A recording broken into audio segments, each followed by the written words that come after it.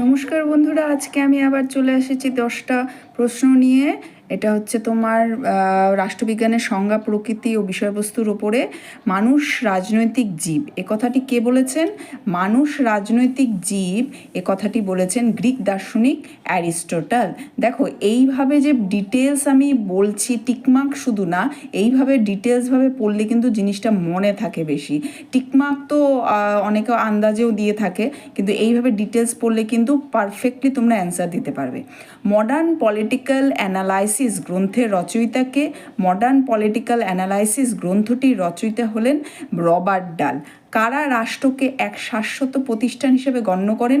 উদারনীতিবাদী দার্শনিকরা রাষ্ট্রকে এক শাশ্বত প্রতিষ্ঠান হিসাবে গণ্য করেন। রাষ্ট্রবিজ্ঞান হলো একটি প্রগতিশীল বিজ্ঞান, কে বলেছেন?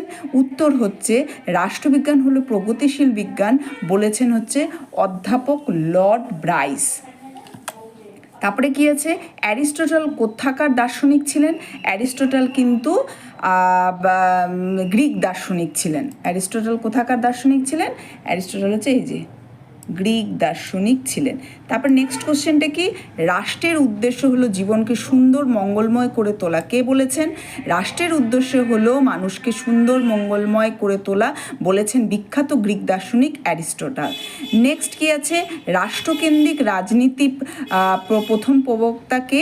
রাষ্ট্রকেন্দ্রিক রাজনীতির প্রথম প্রবক্তা হলেন গ্রিক দার্শনিক অ্যারিস্টটল। এরপরে কি আছে? রাষ্ট্রবিজ্ঞানীকে সমাজবিজ্ঞানী এবং সমাজবিজ্ঞানীকে রাষ্ট্রবিজ্ঞানী হতে হবে, কে বলেছেন এই কথাটা?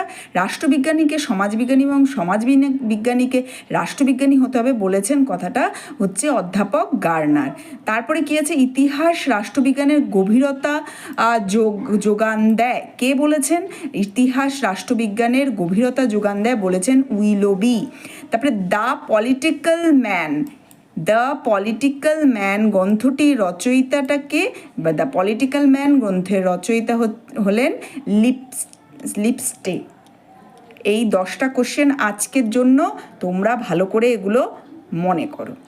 ধন্যবাদ।